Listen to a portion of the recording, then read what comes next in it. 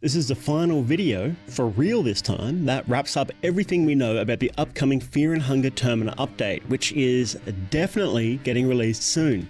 This is the third video I've made about this and will be the definitive video. Every scrap of information I could find is in this video right here. As always, some of this may have changed by the time the update has been released. Some of these pictures and tweets are pretty old by now, like 2 years, so use this as more of like broad strokes. There's a lot to cover, so please forgive me for moving quickly, and feel free to pause to read any of the quotes, but I'll be covering the relevant information anyway. So the update has been worked on for a long time now. For reference, the previous update with real content that wasn't just a bug fix, was January 24th, 2023. Yeah, that's over 900 days. That update added sprinting, by the way, and yes, the game was very slow before that. It was a pretty good update. Before we deep dive into what's coming in the update, we have a message from today's sponsor. Sleep is pretty important, don't you agree? I always struggle with it, but you know what helps? Sleep masks. This isn't actually just a funny ad thing. I've really used sleep masks for years. No joke, the Manta sleep masks are like the best ones I've ever had. Circadian rhythm, blue light, extra daytime in the summer, etc, etc. Look, your sleep sucks, you need good sleep, and sleep masks help. It's that simple. And yeah, I'm a man who is #pro-nap. Trying to nap during the day is a pain when you can't block out the light, especially in the brighter days of summer, which is coming soon, and Manta sleep masks are awesome to help with that. Really comfortable, no pressure on the eyes, straight up pitch black, and easy to wear. And it's got Michael's approval. Right, Michael? If you want a great sleep mask, Manta Sleep are giving you 10% off right now if you use code Mythonics while you order. Right now, you have to order right now. Click the link in the description if you want a cool sleep mask and or you want to see me torment Michael some more. Thank you Manta Sleep very much for sponsoring today's video. As a brief overview of the upcoming update, there's 3 new areas, one of which is a new way into the city. There's new shortcuts, new underground areas, a new difficulty setting called Terror and Starvation, a fishing minigame, new effigy placements, and a little more lore. The update is pretty big. There's around 1/3 of the game content added back in this update, and Termina was a pretty big game when you think about it. There's new stuff added in almost every single map too, so even existing content is a little different. We've been shown the new overworld map as well. You can see the totally new areas on the eastern side over the water here, and we'll take a closer look at those later. Most of the focus in this update was in the new areas and ways to progress. So each area is visually distinct, and we'll look at the teaser screenshot soon, and you'll see that it's pretty true. Each new area includes gimmicks, party talks, enemies, and heaps of content. The difficulty is also improved. If you've played through the game a couple of times, you'll know that it gets easy once you start remembering where everything is, so this is a welcome change. Rather than outright nerfing things, Miro has preferred more creative solutions. And for more technical things, game saves. You can play this update on an old save, but you'll have to create a new save to experience everything the update has to offer. Well, technically you'll need to play through a few times since there's some events that preclude others, but we'll get to that. We'll get to that. And we know what the new version number will be. It'll be Fear and Hunger Termina version 2. That's probably not exciting to most people, but it is for me, damn it. Right, now, let's deep dive. Before we jump in, it's worth knowing that most of the balance has been completely upended by the new changes. Some of the meta strategies, weapons, skills, were specifically targeted, but there's base mechanic changes too.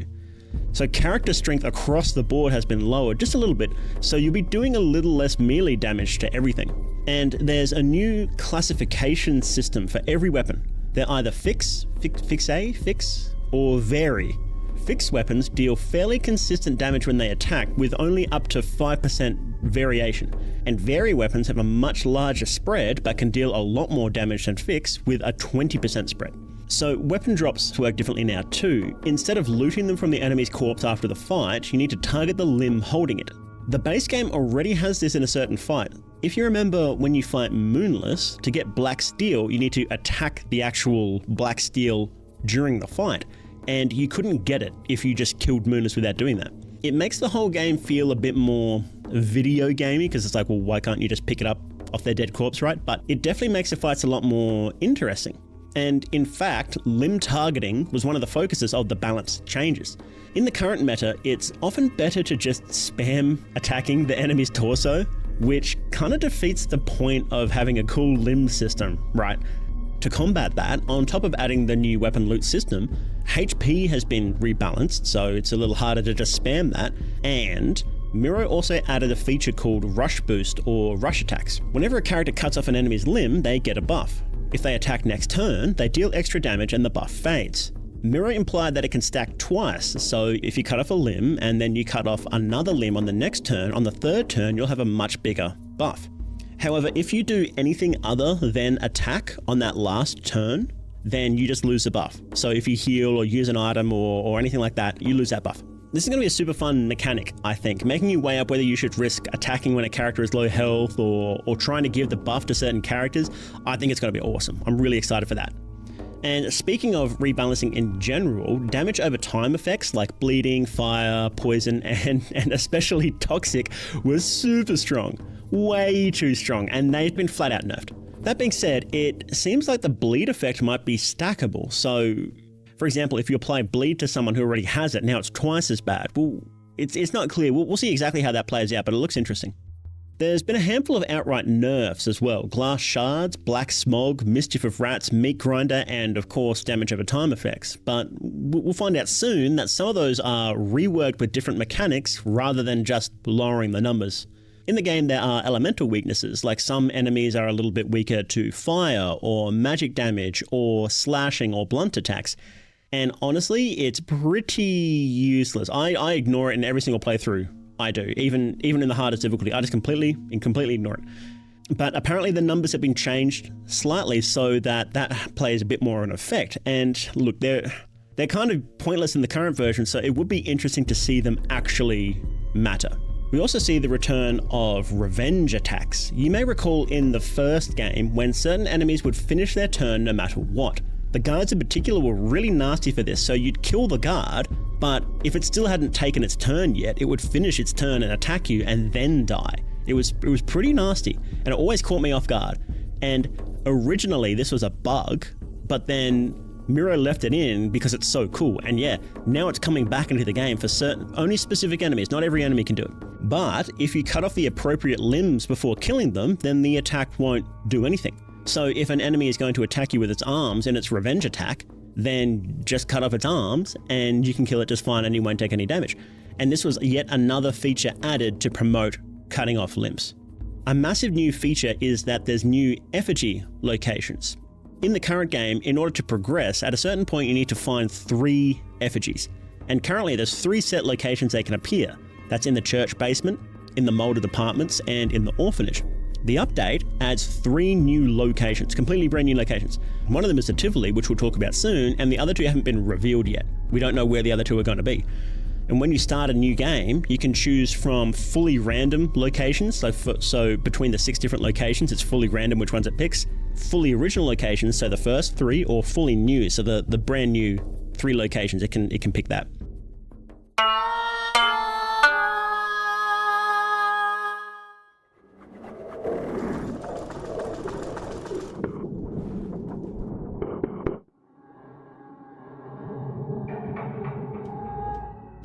There are apparently new endings, but what exactly they are isn't clear. In the first game there was ending E, which was an ending that you could do at almost any time, and if you locked yourself out of every other ending, you could do this one. And it kind of sucked. Your character was just left with PTSD and no money after escaping the dungeon. It was pretty bad. You didn't want to do it.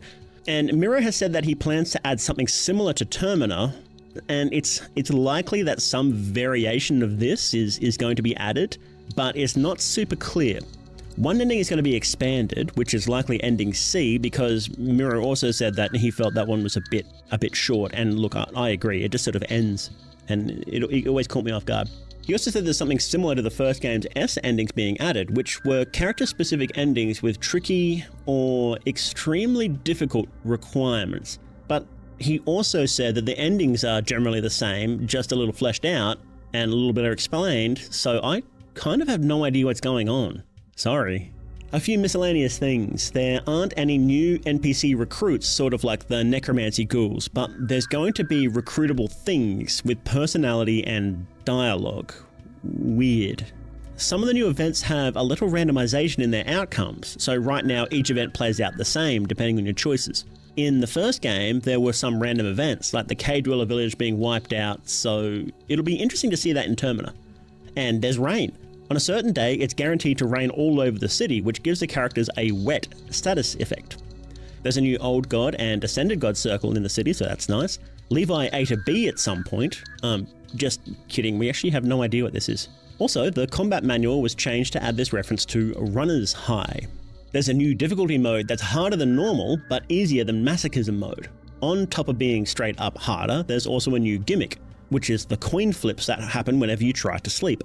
This is similar to what happened in the first game in most beds, where if you failed the coin toss, you'd have to fight an enemy and wouldn't be able to sleep until you left the room and came back in. This coin toss is only in the new difficulty and won't apply to the lower difficulties, and it also doesn't apply to the God of Fear and Hunger statues, so they're still a freebie. The new difficulty makes the bunker in Ending A super hard, instead of all the enemies being fairly easy by the time you reach it. And maybe the other endgame enemies too, although now that I think about it, there aren't actually that many endgame enemies, are there? And all the additions to this new difficulty, which is likely going to be called Terror and Starvation, are going to be added to Maso mode as well to make that somehow even harder than it already is. Now, mini-games. First off, fishing is coming. We've only seen one location so far, which appears to be in the Tivoli. There might be more locations. I'm pretty sure I saw Miro say there would be, but I can't find that comment anymore, so take it with a grain of salt, and I'm probably just going crazy here. There's 5 types of fish, or things you can fish up, and we've seen the common roach and a rainbow trout. Ooh. There's probably going to be a secret or two associated with the minigame, and there's not going to be any coin flips at all with it, so rest assured. There's also a photo collection minigame. You're given a list of clues and have to use the camera item in the right location to collect them. Miro hinted that the new NPC in the news agency might be related to this minigame. There are a couple of brand new skills in here, and we'll see some glimpses in a moment, but the important thing is that now it's going to be impossible, or perhaps just really difficult, to get all the skills in one playthrough. Previously, it wasn't that hard to get enough soul stones to fill out most or even all of the hexen once you started snowballing. It's not clear how we're going to be prevented from doing that though. Unkindness of Ravens is a brand new skill, likely on the God of Fear and Hunger tree that lets you teleport to the next screen. You can't choose precisely where you land, so it's likely each screen has set locations. Depending on how hard it is to get, I feel like this would be really useful for late game movement around the city. Also, did you see that in the fog? That's probably just a rendering error, don't mind that. There's a new Sylvian spell called Soul Scarring, which has an awesome animation, and we don't know what it does yet, so just, it looks cool.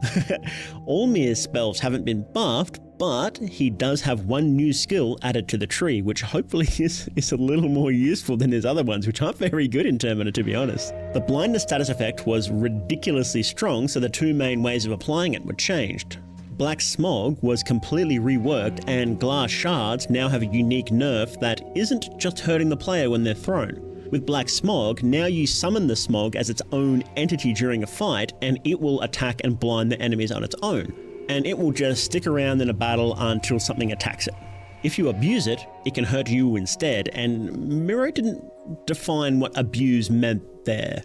Well, you can even teach it its own attack, so it's basically like a Pokemon. Other super strong items have new limitations, so like the Leechmonger Ring, the Hardened Heart, and the Meek Runner have all changed, and oh boy, let me tell you, they were insane on Marco and Abella if you built that right. That was crazy. You could almost never die, and it was broken. It was pretty broken, guys.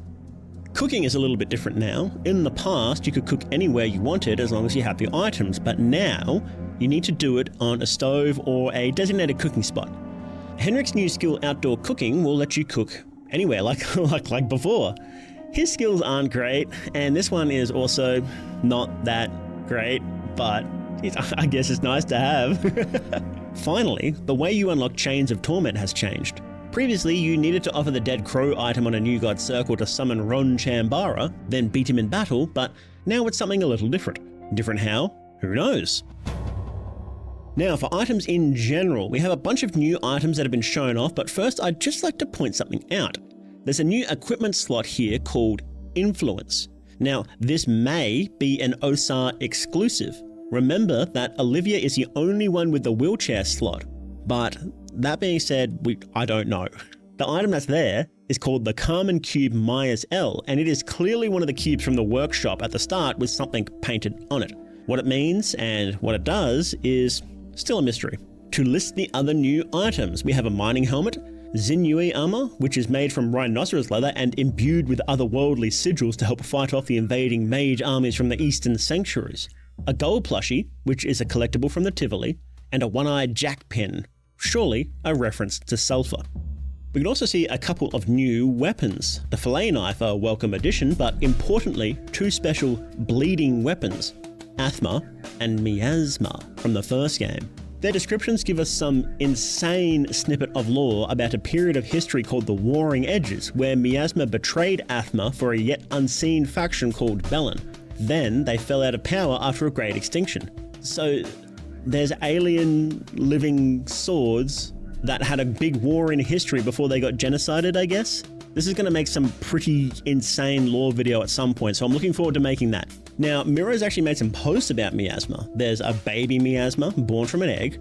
It's not clear if the Miasmas are different entities or maybe like a hive mind or something, but the Miasma jammed into Moonless's back is a juvenile, and that really makes me wonder what an adult Miasma looks like. Now for less insane items, there's a new special shield coming as well as at least 4 weapons.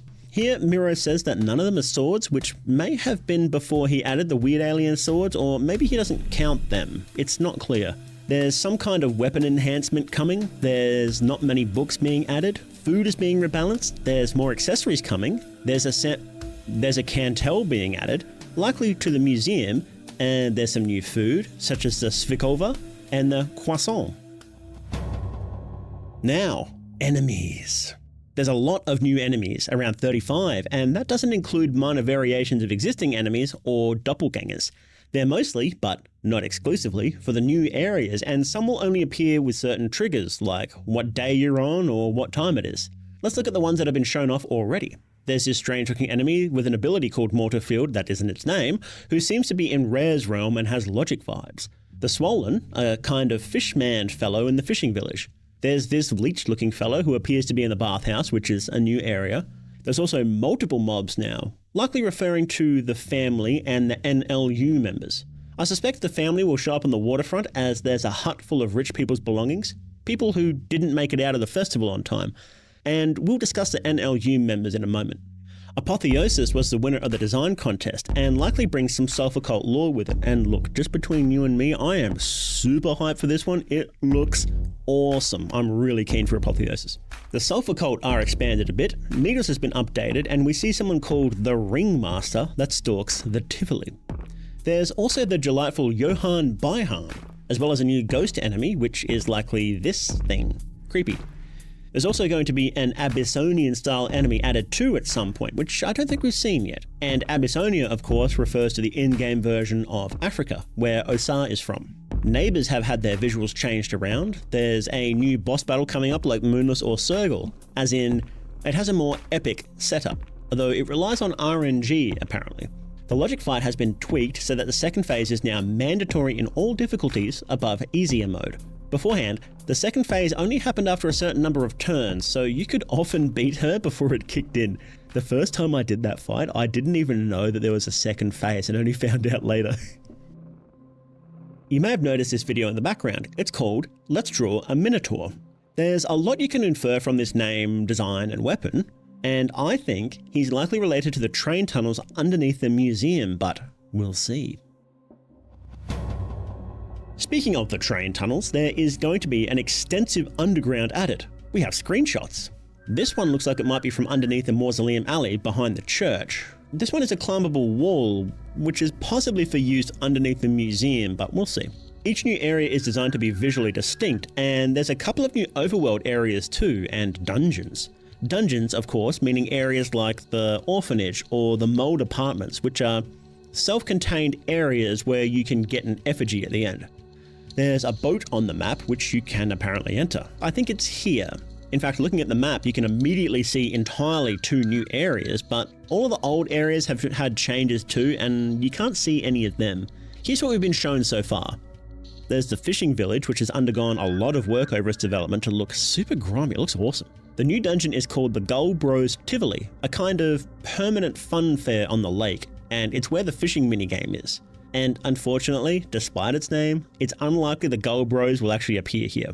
In this image, you can see a little map, and I wonder how accurate it is, seeing how the city is half destroyed now, so it'll be fun to poke around there. This funhouse is likely to appear here too, although it's not confirmed exactly where it is. This spot here is showing off the new rain, which we talked about before. That's almost certainly from the Tivoli dungeon as well. And just below the Tivoli is the fishing village, or lakeside slums, and it is an alternate path into the city from the starting area, from the forest.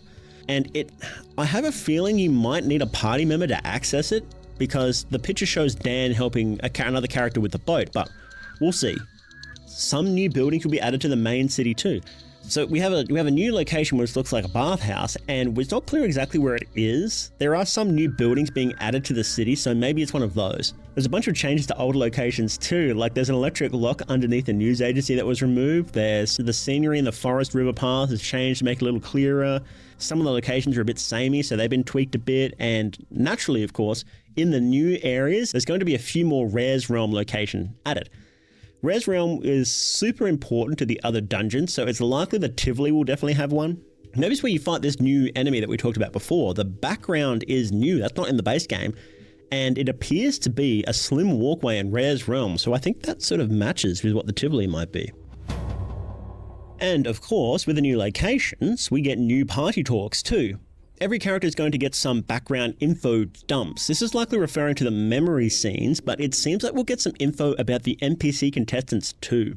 The memory flashback scenes they're going to be a big deal though. We have no idea how they're going to trigger yet.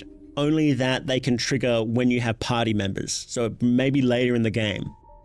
The memory flashback scenes are just scenes, which suggests they're not playable or they have minimal interaction. I wouldn't expect something like the Tower of the Endless from the first game. That was pretty cool. That was like its own little mini dungeon basically with a boss at the end. I wouldn't expect that for this. Let's go through what we know about the flashback so far. Levi shows him as a sniper on a tower, and we find out that he didn't use his actual name in the army, but went by his number, which was 11. Marco's flashback will feature Ricardo the mobster and some Italian doses. Abella's flashback is very colourful and appears to be her hometown. She actually has a different outfit on than what Miro originally drew, which was based off the Lotte Svard. Just Google what they are. Dan's flashback seems to show him finding his wife Elise dead. It's in Rondon, so I wonder if we'll see one of the areas from the first game's flashbacks. The only character whose flashback isn't directly based off of what was in their opening is Osar's. His has an entirely new character we haven't seen before. I think this guy has something to do with ancestor worship, since that was big in Abyssinia, and there's an emphasis on squares, which is reminiscent of the new gods. But he also has a Grogoroth-style head protrusion, so he's probably related to the Enlightened Souls. There's going to be some photos that some of the characters start with or obtain in some way. It's likely that they just start with them and they're not related to new endings or intros or anything like that. And they're on screen now and I think they're pretty cool. Apparently Stitch's design was tweaked a little because of this, because Miro just like drawing her a different way. Apparently characters will be a bit more reactive in general, such as a limping animation when they're missing a leg, and the tone will feel immediately different, whatever that means. There's going to be more character scenes, so specific events that can happen if you have certain characters in your party. For example, when Karen threatens to shoot August or Pav. She threatens to shoot a lot of people, doesn't she? Speaking of Pav, there's new Pav scenes, and also his Moonscorch is likely coming too. Apparently the design is simple, but it's got interesting gameplay, so that's interesting. There's a little bit of Samarie, a little bit of Caligura, and a little bit of August, but not much. I get the feeling that non-playable contestants didn't get much love this time around, but that wasn't the intention. That's safe for next time. But now for non-contestant characters. Everybody's goat Black Caleb has some weird new sprite without any clue whatsoever as to what it might mean. There's a party of NLU members you can fight. The one in the middle is named Jeshel, which is an interesting name. Nashra has some new lines, and there's something new for the Tainted, Radiating, and Heartless ones. Heartless's name actually had to be changed to fit the new soul lore, but the fight is still there. Speaking of lore, Miro felt that Termina held its cards too tightly, and he began to wonder what the point of doing that was, so some questions are going to be answered. some things that nobody has even brought up in a theory, apparently. In fact, every answer will result in 10 more questions, which will result in Kingdom Hearts levels of convoluted, which means Miro is trying to kill every single lorehead out there. Okay, let's go. There's going to be more info about Sulfur and his cult, Pocket Cat, the Radiating One's lore is apparently ridiculous, a little bit about Yige-Getsu, the wandering deity, Miasma, which we actually saw a little bit about before with the living weapons thing, Abyssonia and the Eastern Sanctuaries, and the Fear and Hunger equivalent of China, which is called Xianyuan. Apparently the whole god thing will be blown wide open, including obscure gods we don't know much about yet. Not much Venushka though, apparently. More animal mask people have been added. The animal masks were cultists for specific gods, so we had the wolf mask for Grogoroth and the bunny masks for Sylvian. There was a horse mask cult among the cult paraphernalia in the museum, which some people, me, have theorized belongs to Olmir, and there are owl masks in the forest which are likely either Venushka or rare cultists, but neither of those have been confirmed or denied. Speaking of the museum, it has some new items as well. Likely the set can tell, but hopefully more. Now, one lore nuke we got early was a complete chart of all the major souls.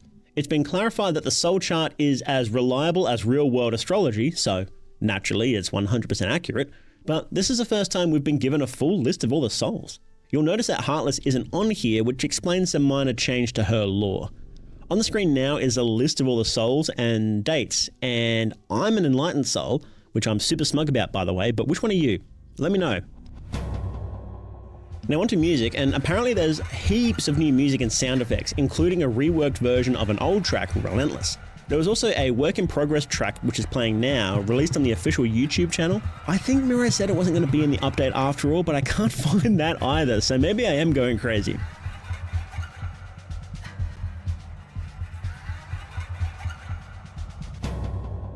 Now, for the things which might be in the update. We mentioned this before, but a bad ending, like the first game's ending E, might be coming, but again, the ending stuff was really vague. Next is Termina's equivalent of Dungeon Knights. So Dungeon Knights in the first game was a secret bonus mode, which was a dating sim, basically, built in the game. And Miro said that he's planning something like that, but it's probably not in this update and will come later. That being said, Miro has hinted at another minigame where you have to answer things fast or bad things happen. And we do have this art which is probably from that mode. It makes it seem like a quiz game show sort of deal rather than a dating sim. Miro straight up said at one point that he's done a bunch of work on something and it's still unfinished. As far as I can tell, there's no confirmation if it's in this update or saved for later. I would probably bet on later. And here's a couple of things that have been hard deconfirmed. There's no new playable characters. That's the next big update up for this one. Irrational Obelisk isn't changed, the train station hasn't been added, there's no extra Chrome Mauler content, and there's no Enki appearance either. Dang. Well, that was a lot of stuff. What do you guys think? I'm way more excited for the update now after digging all this up. It's huge! It's definitely worth the 2-year wait, but look, what do you guys think? What are you most excited for here? I'm really keen for the fishing is cool and the exploration and all the new enemies and whatnot, but look, you know me guys, it's the lore. I'm here for it, I'm ready, and I'm hoping that all of my theories get blown out of the water and I have to make like 10 more videos. So, thank you very much for watching guys. If you enjoyed the video then please consider subscribing for more or even becoming a patron. The Patreon is the best way to support content like this. You get access to scripts, teasers, videos before the general public, and of course, your name in the credits. So thank you especially to those who have already signed up. Their names are on screen now. Thank you Mad to Sleep very much for sponsoring today's video. The link is down in the description and the comments, and make sure to use code MYTHONICS when you order for 10% off. You've been watching Mythonics, hosted by More They Doog, and remember, you're never alone in the dark. You know, when this was revealed, people said that they look like Frapollo, a dark raccoon, and me. What do you think? I don't know. I kind of don't see it, but it feels a bit big-headed to say that, yeah, that's definitely me. What do you guys think?